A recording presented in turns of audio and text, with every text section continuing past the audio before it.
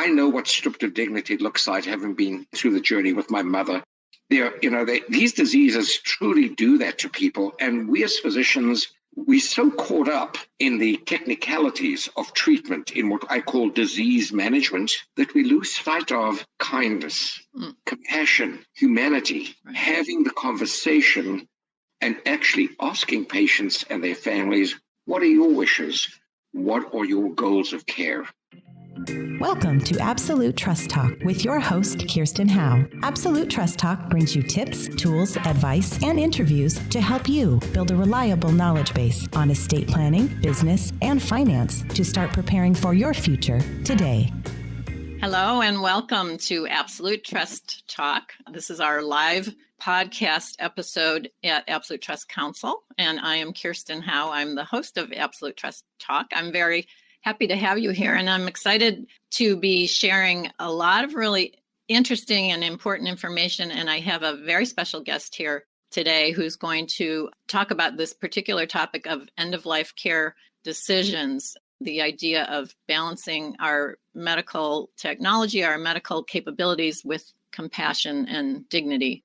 For many seniors, decisions about medical care and treatment have to end up being made by family members because of incapacity. And these decisions can be extraordinarily difficult for family members, given the modern technology that we have allows us to prolong life, but sometimes in a way that involves very aggressive, very invasive treatments that may cause suffering and affect quality of life. So these are really hard decisions. And honestly, that suffering, the poor quality of life is probably contrary to what most people say they would like at the end of their lives. Most people, at least in my experience, say that they would like to live out their lives at home. They would like to be surrounded by loved ones in a comfortable environment. And so all of these conflicting considerations come into play for a lot of elderly people. In this episode, we're going to be talking to Dr. Alan Molk, and I'll introduce him formally in just a minute, but his book, Saving Lives, Saving Dignity, is all about this topic. He and his co-author, Dr. Robert Shapiro, talk about their experiences with end-of-life decision-making, and they both are physicians, so their perspective will be very interesting for our audience. As you know, if you are a regular viewer of our Facebook Live, I have a couple of housekeeping things to get out of the way. First, we do have the ability to answer audience questions. So if you are watching live today, you can type a question into the comment area on Facebook. And after Dr. Molk and I finish our conversation, we'll turn to the questions and we'll answer audience questions. So please feel free to do that if you're watching live. If you're not watching live, I can't help you. Come back some other time and watch live if you want to ask questions. Okay, so as I said, I'm my guest, Dr. Alan G. Molk, is a board-certified emergency physician. His practice is in Phoenix, Arizona. He has worked full-time as an emergency physician since 1980. His training was all about saving lives at any cost, no matter what. His extremely painful but ultimately enlightening experience with his beloved mother's journey with Alzheimer's inspired him to become part of a movement that is creating a cultural change in the world of emergency medicine, maintaining and preserving dignity at the end of life. Dr. Molk, welcome. I'm so glad to have you here today. Thank you, Kirsten, so much for the invitation and the opportunity to be here today. And I just have to hand it to you right off the bat that your summary of what this topic is about was just superbly done and pretty much encapsulates what we're going to talk about. You did that extremely well. And thank you for doing that. And again, thank you for having me on your show. Thank you. You are most welcome. And I'm just going to hold the book up to remind people, we are talking about a book that is available, Saving Lives, Saving Dignity. It's easy to read. It's full of very helpful information. And we're going to be talking about it today. Dr. Molk, you wrote this book after your experience with caring for and having to make decisions for your mother, who, as I said a minute ago, suffered from Alzheimer's. Tell us a little bit about that experience and how you initially came to write this book. Yeah, good question, Kirsten. You know, my mother was a vibrant, utterly delightful, full of energy, full of life lady, till we realized something wasn't right. She was getting lost in traffic. She was getting lost coming home. and it was clear that something had changed. Terribly bitter pill to swallow, and I'm obviously not the first person who's been through this. Many people have, and many people will relate exactly to what I'm referring to. But there came a point later on in her journey when she started to really go downhill, when her cognitive function was declining, when she was no longer recognizing me. She was in a memory care facility. And I started to write what I considered to be a journal, sort of writing a letter to myself, dealing with my own grief, dealing with the fact I realized she had an incurable disease. I'm sorry, I'm getting a little choked up. I sometimes do talking about this, but I'll be okay. Totally understandable. Dealing with this and starting to write. I was sitting in front of my computer one day and just typing away my thoughts. And I started to do this quite a while before she passed away. It was a catharsis in a way. It truly was a catharsis. I even wrote her obituary a long time before she died as a catharsis as well. And one day my daughter was walking by my desk watching me type out, and my daughter is an English major. I'd never in my life taken any courses in writing. And she looked at me and she said, "Dad, what are you doing?" I said, "I'm just writing a letter to myself kind of thing about Grandma." She said, "Do you mind if I look?" I said, "Go right ahead." She reads a couple of pages, a couple of paragraphs, and she turns to me and says, "You know what, Dad? For someone who's never written a course, this is not half bad." And I took that as a compliment, a backhanded compliment, so to speak. It's high praise coming from I talked to my cousin, Bob Shapiro, who lost his wife she was a very young age with two small children. He too has been through a journey that was difficult. And we spoke about co-authoring the book. And the next thing we did it. And we felt it to be important enough to spread the word.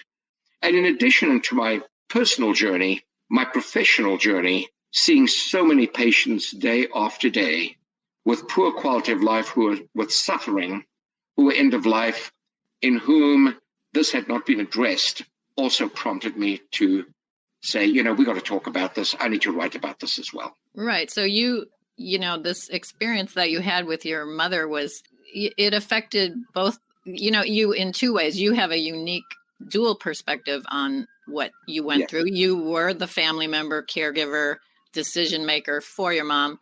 And you also are a physician, so you can look at things from both of those angles. Exactly. And I'm guessing there's at least some amount of tension between those two perspectives. You want to talk about that a little bit?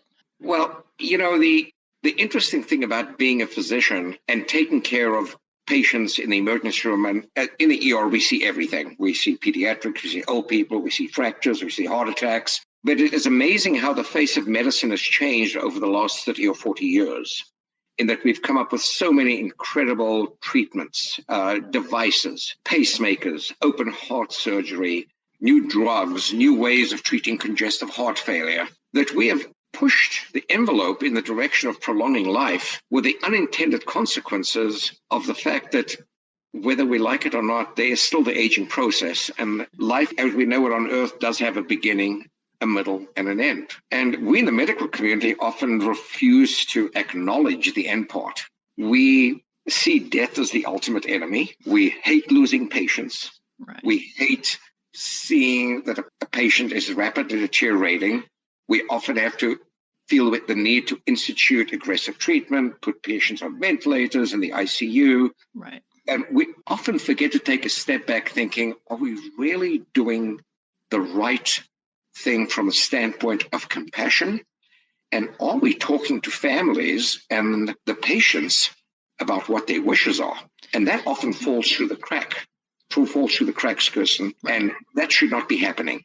And also, you specifically are an emergency physician, and that is your job, is to keep this person alive so you can move them upstairs to the other part of the hospital or send them home, whatever it is, but that's your job. Yep, that part, Kirsten, is occasionally a nightmare.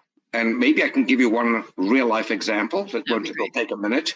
This happens, by the way, more often than you can imagine. A 94-year-old lady is wheeled in by ambulance. She's bedridden. You do not need a medical degree to see that she's at death's door. And she gets wheeled in with severe pneumonia. She's unconscious, she's semi-comatose, and the two daughters are standing on either side of the bed. And I immediately look at this lady and I think, if we don't put on a ventilator, she's going to die very quickly. So I have to ask the question, what are your mother's wishes? And I talk to the two daughters, and they both sort of shrug their shoulders. They'd never spoken about it. Right. And the one daughter says, oh, do everything. I don't want to lose my mother. If you have to put on a ventilator, do it. And the other daughter, who turned out to be the power of attorney, says, she once did say to me she never wants to be on artificial life support. So we have these two conflicting, contrasting situations, which is common, by the way, and as you as an attorney probably know that as well. Sure. And we need to find a better way to find conflict resolution. Fortunately, I was able to talk to the family, talk to the two daughters, and the daughter who was not pushing for putting mother on a respirator to keep her alive, she was able to talk some sense into the other daughter, realizing that this lady had dementia, she was bedridden, she was wasted, she looked almost like a concentration camp survivor. She was not going to do well even with a ventilator. But this puts the physician in a very awkward, it's definitely a very awkward situation where we have to make snap decisions. And this could have been handled differently had the conversation been held ahead of time, had the patient had advanced directives. She may not even have ended up in the ED. She may have ended up under a hospice setting where she could have been at home and treated comfortably and with dignity with the family. Right. So that's an example right there. And there are many, many more. Well, one of the things that I found interesting that you said as we were sort of preparing for this episode, and believe it or not, viewers, I do prepare. You pointed out that, yes, it's the emergency room's job to keep patients alive, but there are a lot of other disciplines within medicine who kind of have that mindset, and understandably, and I hadn't thought about that. I hadn't considered, we were talking about various specialists, I guess, is really what it comes down to. Would you like to elaborate on that? Well, certainly, Kirsten. Again, the intent here is not to put down these specialists. No. The intent is to point out that sometimes looking at this from a different perspective is really important. And these specialists are often specialists who treat patients who truly have life-limiting conditions. Cancer patients. Sure. Neurologists who treat patients with Lou Gehrig's disease. We know there's no cure for Lou Gehrig's disease. We know that stage 4 cancer invariably is fatal.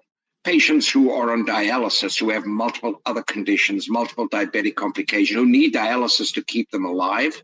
Patients with advanced emphysema. So we talk about oncologists, nephrologists, sometimes pulmonary specialists, even cardiologists, and frequently hepatologists, doctors who take care of patients with end-stage liver disease, with advanced cirrhosis. And some of these patients are hoping for a liver transplant. Only a handful ever make it there. Right. But many of these patients, Kirsten, are suffering. Many of these patients have poor quality of life. Many of these patients have been stripped of their dignity. And God knows, I know what stripped of dignity looks like, having been through the journey with my mother. These diseases truly do that to people. And we as physicians, we're so caught up in the technicalities of treatment, in what I call disease management, that we lose sight of kindness, compassion, humanity, having the conversation and actually asking patients and their families, what are your wishes? What are your goals of care? We need to do a lot better than that. And similarly, the lay public, the people out there who may be listening, should feel comfortable to approach their doctors, to have conversations like this. It may initially be uncomfortable, a little bit awkward, but it always turns out to be a good move. Yeah, it's always better than not doing it. Absolutely. Right. Okay, so a couple of things. I think what you're saying, and having read your book, I know, there are considerations other than, will this keep the person alive a few hours, days, weeks, longer? There are other things to take into account, such as you said, what is the quality of life likely to be if we do it or if we don't? What are some of the other considerations, I guess age, that factor into when do we say enough is enough? Yeah. Well, it always, Kirsten, has to start with a conversation. It has to start with, let's sit down and talk. And there's actually an art skill to this. Physicians actually have to be taught how to have this conversation, and it is happening. It's actually becoming part of the curriculum in many medical schools, if not all medical schools now, because we are beginning to realize that this cannot be swept under the rug forever. It's not only an important conversation, it is an absolutely necessary conversation, especially when we reach a point when we see someone is not doing well, someone is suffering. We need to sit down and say, look, let's talk a little bit. Let's talk about, we're currently pursuing Plan A. What if Plan A isn't going well? Let's talk about Plan B in case we realize it's time to move on to a different treatment idea. And very often when patients have Plan B, which may just simply be comfort care, including palliative or hospice care, the patient family may initially reject it, but you've planted the seed. That is a really important thing to do. And they may either minutes later or hours later or maybe a couple of days later be receptive and come back to you and say, I'm ready to talk about that. Especially when you portray that the beauty of palliative and hospice care, when I say the beauty of it, in that it's all about treating the symptoms, the pain, the anxiety, the nausea that goes with chemo, the shortness of breath, and making sure that person is comfortable even in their own home. And you can actually change the paradigm into, the aggressive treatment, we've had enough, we're sick. I've actually heard this phrase, I'm sick and tired of being sick and tired. And those people are ready to then look at less aggressive and beautiful, dignified comfort care. But it has to come from the conversation. Right. Yeah, and I think a lot of patients and their families probably aren't familiar with the concept of palliative care or hospice, and they don't necessarily appreciate that that's an option for them. That's one thing. That's why that conversation is so important, is to get them thinking about it. I would guess also that having a plan B in your mind, even if you haven't decided yet to pursue it, that has to be something of a relief to know, okay, if I get to where I can't do this anymore, at least I know I have a plan B. I couldn't agree with you more about that, Kirsten. I think it is indeed comforting and a relief to know that there's another option that is doable, that sounds good. And you are correct. Some people will initially reject the idea. There was a while back, a few years ago, it unfortunately got some bad publicity on the news, people talking about hospice and palliative care as being death panels. I don't know if you remember that. Yes. It was an awful piece of history about this, but they are not death panels. They are, in fact, studies have shown that many people who go on palliative care do a lot better than patients who continue with aggressive care. They may actually live longer and have a better quality of life. And the PTSD that occurs after the person dies is minimal in the family. The family do better because the family get the support they need as well. So just planting the seed, I have found it works. It really does work, even if there's initially pushback. And of course, the pushback is not unusual. Some people don't want to give up. But if you can educate that using more comfort care doesn't mean giving up. It means choosing an option that is actually going to make you feel better and may be more beneficial than putting you in the ICU or doing anything else that is heroic and almost certainly futile.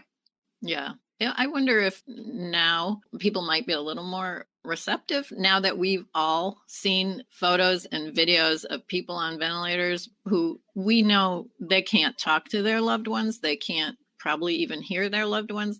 There's zero quality of life there. And we've all seen it now. Absolutely. Kirsten, you bring up the concept of what happened in COVID with the pandemic. Right.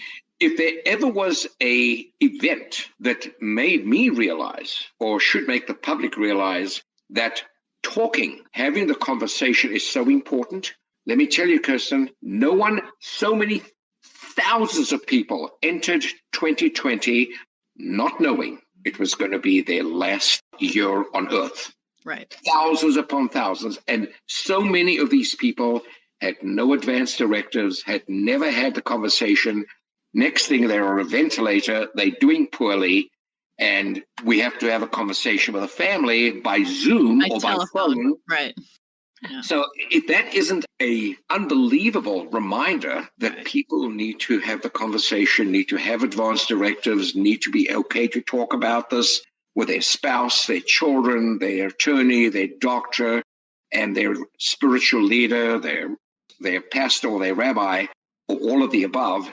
As an attorney, you know that I cannot begin to reinforce how important that is and how much peace of mind it will give you. So I urge and encourage people to do it. Yes, it'll be a little uncomfortable in the beginning, but you'll be glad you did.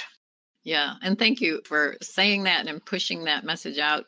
As an attorney, I make sure that all my clients have healthcare directives, but I don't really have the ability to force them to sit down with their families and have this conversation. So all I can do is keep reminding them, and you're helping me with that. I appreciate that so much. One of the things, just before we go to the questions, I wanted to say, in the context of having a conversation with your family or your doctor, one of the things in the book that really struck me was a sentence you said: nobody dies of cancer. And by that, you mean, it comes down to a few basic things. Your heart stops, your respiration stops. There are a few basic processes that happen. And then maybe the focus is on, okay, what do you want if this happens? That's a valuable conversation to have. Absolutely. Do you want to be on a ventilator? Let's envision that, having a really concrete conversation. You laid that out. And I really like that about the book. And maybe I'm a doctor wannabe, so I really liked reading all about the medicine. That was interesting. So thank you for sharing that as well. Okay, we do have a few questions, and I want to give our audience a chance to get their questions answered. This is for you, Dr. Molk. Do you find that most families are open to considering palliative care rather than the full court press medical care at the end of life? Are they open to it if they're educated? That's a great question. And I would say the majority of people, depending on how you present it, if you present it in a gentle way, in a way that you are showing caring and compassion, in a way that you're showing, almost implying, I'm going to discuss this with you as if you were my own family. And I'm old school, Kirsten.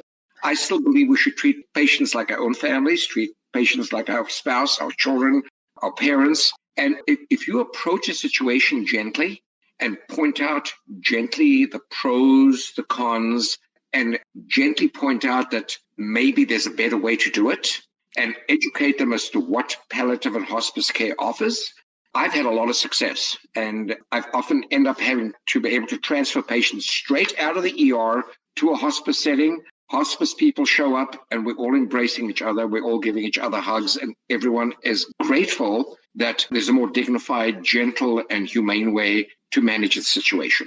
Okay. So most of the time people are receptive. Yeah. Sometimes they're not. But as I said, you've planted the seed sometimes, and that too is important. Yeah. And they might come around eventually. Yes, they may come around. Okay.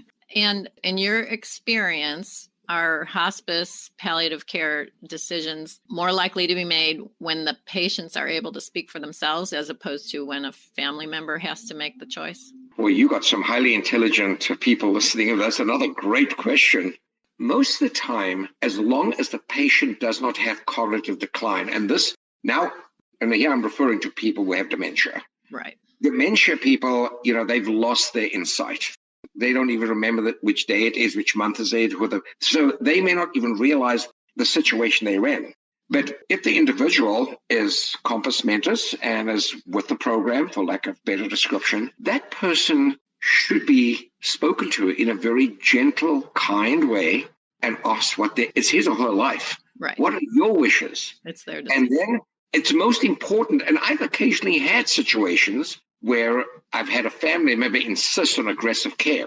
And then I look at the patient and I say, what are your wishes? And the patient will say, don't listen to him or her. This is what I want. So we should always talk to the patient first, try and involve the family. There may be conflicts, and the conflict resolution part may sometimes be difficult. And I'm sure, Kirsten, you as attorney have seen that. It can get heated. It can sometimes actually get ugly. But ultimately, asking the patient what his or her wishes are is always the way to go. And it's usually the best. It's always the best way to go. And it shows respect. We need to show respect to our patients as well and their clients, which we sometimes forget to do. And once people see that, they're going to be more receptive and you're going to be able to get to a better place much quicker and much easier. I hope that answers the question. Yeah, well, it did for me. So thank you. Okay. Thank you. Good. All right.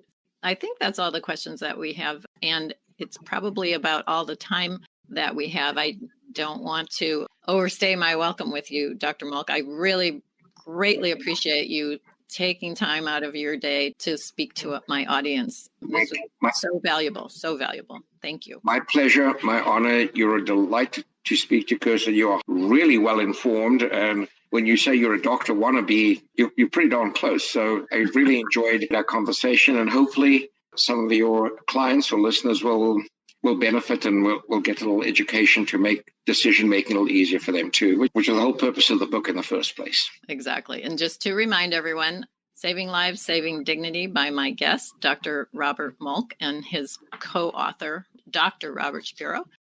Thank you so much, Dr. Molk. And I look forward to talking to you in the future. Thank you. Take care. Thank you so much. Be well. All right. So thank you all for being here. I really appreciate you being here. I hope you enjoyed this show, and I hope you learned something that is useful to you or to your family. If you like our podcast, be sure to go to iTunes and subscribe. Just type in the words Absolute Trust Talk and you'll find us, or you can put my name in the search bar. It'll come up, and liking it or subscribing to it helps us in our Google likes that, I think, or something like that. I'm making this stuff up, but it's supposed to be good. That's what they tell me. So besides searching for us on iTunes, you can also find all of our previous episodes. They're all on our website, absolutetrustcouncil.com. Just click on the podcast tab on our homepage and you'll see all kinds of topics there. Lots of guests. Make sure to catch our next episode, which will be out in about a month. And I know you'll get a lot out of that one too. Actually, 2 weeks. We do them every 2 weeks. So I look very much forward to connecting with you next time.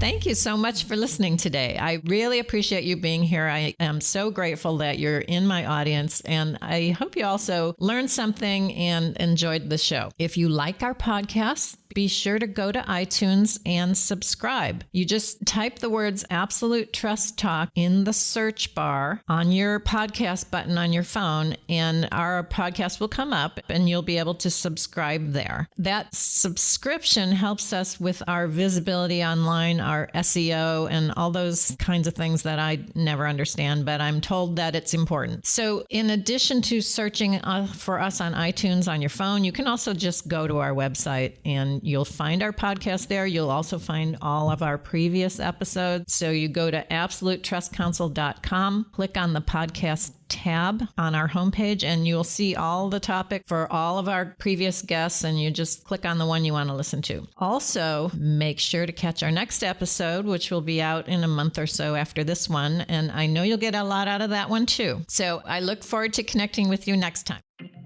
Thank you for listening to Absolute Trust Talk. If you loved this episode, head on over to iTunes to subscribe and leave us a review. Don't forget to visit our website, absolutetrustcouncil.com, where you can find a host of guidebooks and other tools to help you through the estate planning and estate administration process. If you need help securing your own legacy, then put your absolute trust in us. Give us a call at 925-943-2740 or email us at info@absolutetrustcouncil.com to set up your free consultation today.